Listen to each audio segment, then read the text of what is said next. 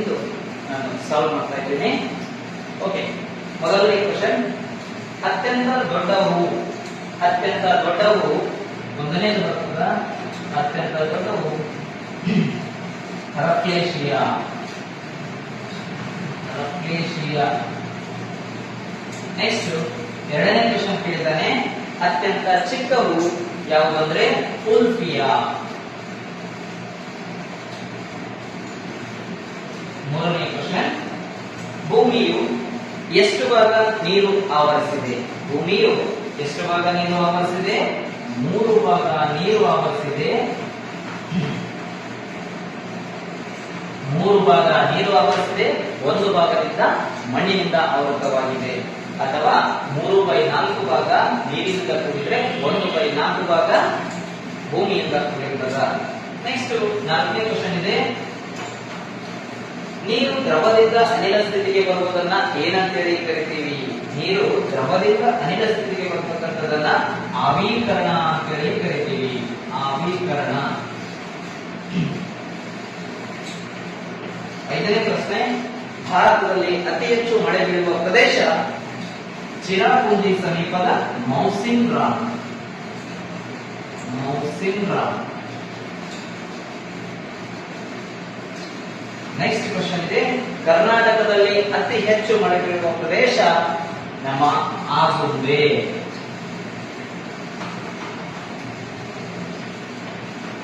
7th question ಕೇಳಿದ್ದಾನೆ ನೋಡಿ, ನೀರು ಗಾಳಿಯಲ್ಲಿ ಡ್ಯಾಶ್ ರೂಪದಲ್ಲಿ ಇರುತ್ತದ? ನೀರು ಗಾಳಿಯಲ್ಲಿ ಆವಿ ರೂಪದಲ್ಲಿರುತ್ತದೆ. ಆವಿ ರೂಪದಲ್ಲಿ ಇರುತ್ತದ.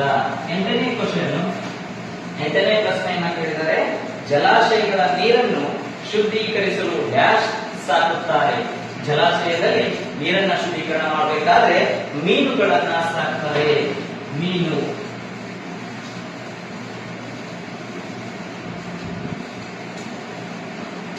ನೆಕ್ಸ್ಟ್ 9ನೇ ಕ್ವೆಶ್ಚನ್ ಇದೆ.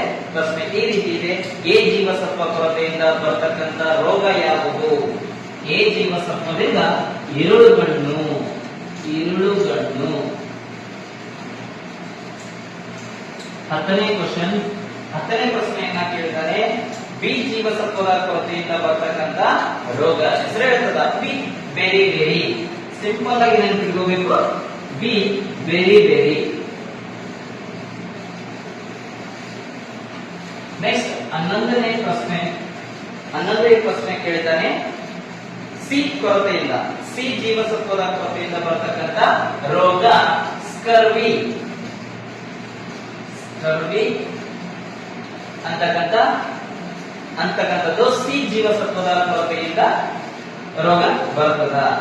ನೆಕ್ಸ್ಟ್ 12ನೇ ಪ್ರಶ್ನೆ ಇದೆ. 12ನೇ ಪ್ರಶ್ನೆ, ಡಿ ಜೀವಸತ್ವ ಕೊರತೆಯಿಂದ ಬರುವ ರೋಗ ಯಾವುದು? ಡಿ ವಿಟಮಿನ್ ಡಿ ಕೊರತೆಯಿಂದ ಬರತಕ್ಕಂಥ ರೋಗ ರಿಕೆಟ್ಸ್. ರಿಕೆಟ್ಸ್. 13ನೇ ಪ್ರಶ್ನೆ, ಸಿ ಜೀವಸತ್ವ ದೊರೆಯುವ ಆಹಾರ ಪದಾರ್ಥ ಯಾವುದು? ಆಪ್ಷನ್ ಕೊಟ್ಟಿದ್ದಾನೆ, ಕಿತ್ತಳೆ, ತುಪ್ಪ, ಮೀನೆಣ್ಣೆ ಹಾಗೂ ರಾಗಿ. ಇದರಲ್ಲಿ ಆಪ್ಷನ್ ಎ ಕಿತ್ತಳೆ ರೈಟ್ ಆನ್ಸರ್. 14ನೇ ಪ್ರಶ್ನೆ ಕೇಳಿದ್ದಾನೆ, ಎ ಜೀವಸತ್ವ ದೊರೆಯುವ ಆಹಾರ ಪದಾರ್ಥ. ಅಲ್ಲಿ ಡಿಪೆಂಡ್ ಅಪಾನ್ ಆಪ್ಷನ್ ಮೇಲೆ ಹೋಗಿರ್ತದ. ಏನು ಕೊಟ್ಟಿದ್ದಾನೆ ನೋಡ್ಕೋಬೇಕು. ಕ್ಯಾರೆಟ್, ಉದ್ದು, ಸೊಪ್ಪು, ಮೊಳಕೆ ಕಾಳು. ಎ ಜೀವಸತ್ವ ದೊರೆತಕ್ಕಂಥ ಆಹಾರ ಪದಾರ್ಥ ಕ್ಯಾರೆಟ್. ಕ್ಯಾರೆಟ್ ಆಗಿರ್ತದ. ಇನ್ನು 15ನೇ ಪ್ರಶ್ನೆಯನ್ನ ಕೇಳಿದ್ದಾನೆ, ಮೂಳೆ ಮತ್ತು ಹಲ್ಲುಗಳ ಆರೋಗ್ಯಕ್ಕೆ ಅಗತ್ಯವಿರತಕ್ಕಂಥ ಜೀವಸತ್ವ. ಮೂಳೆ ಅಂತೇಳಿ ಬಂದ್ರೆ ಅಲ್ಲಿ ಆಪ್ಷನ್ ಯಾವ್ದಾಗಿರ್ತದ? ಜೀವಸತ್ವ ಯಾವ್ದಾಗಿರ್ತದಂದ್ರೆ ಡಿ ಜೀವಸತ್ವ ಅಲ್ಲಿ ಆನ್ಸರ್ ಆಗಿರ್ತದ. ಮೂಳೆ ಅಂತೇಳಿ ಬಂದ್ರೆ ಅಲ್ಲಿ ಡಿ ಜೀವಸತ್ವ ಆಗಿರ್ತದ.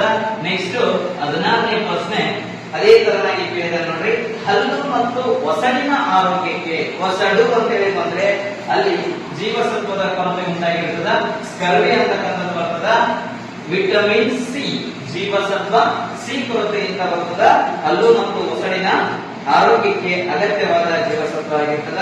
ನೆಕ್ಸ್ಟ್ 17ನೇ ಪ್ರಶ್ನೆ ಇದೆ, 17ನೇ ಪ್ರಶ್ನೆ, ಸೂರ್ಯನ ಕಿರಣಗಳು ದೇಹದಲ್ಲಿ ಡ್ಯಾಶ್ ಜೀವಸತ್ವವನ್ನು ಉತ್ಪಾದಿಸಲು ಸಹಾಯ ಮಾಡುತ್ತದೆ.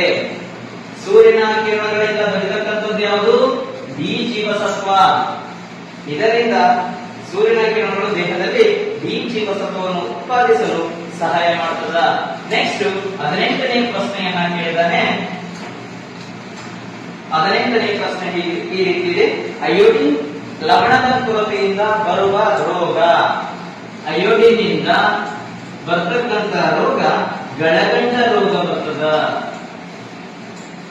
ಗಳಗಂಡ ರೋಗ, ಇದನ್ನ ಇಂಗ್ಲಿಷ್ ಅಲ್ಲಿ ಗಾಯ್ಟರ್ ಅಂತೇಳಿ ಕರೀತಾರ. ನೆಕ್ಸ್ಟ್ 19ನೇ ಪ್ರಶ್ನೆ, ಮನುಷ್ಯನ ಬೆಳವಣಿಗೆಗೆ ಸಹಾಯ ಮಾಡುವ ಪೋಷಕಾಂಶ ಯಾವುದು? ಬೆಳವಣಿಗೆ ಅಂತೇಳಿ ಬಂದ್ರೆ ಪ್ರೋಟೀನ್ಸ್ ಗಳು ಮನುಷ್ಯನ ಬೆಳವಣಿಗೆಗೆ ಸಹಾಯ ಮಾಡುವ ಲವಣಾಂಶಗಳಾಗಿರ್ತವೆ, ಪ್ರೋಟೀನ್ಸ್. ಅದೇ ರೀತಿಯಾಗಿ ಕೊನೆಯ ಪ್ರಶ್ನೆ ಈ ರೀತಿ ಇದೆ, ಮನುಷ್ಯನ ದೇಹಕ್ಕೆ ಶಕ್ತಿ ನೀಡುವ ಪೋಷಕಾಂಶ. ಡಿಪೆಂಡ್ ಅಪಾನ್ ಆಪ್ಷನ್ ಮೇಲೆ ಹೋಗಿರ್ತದ.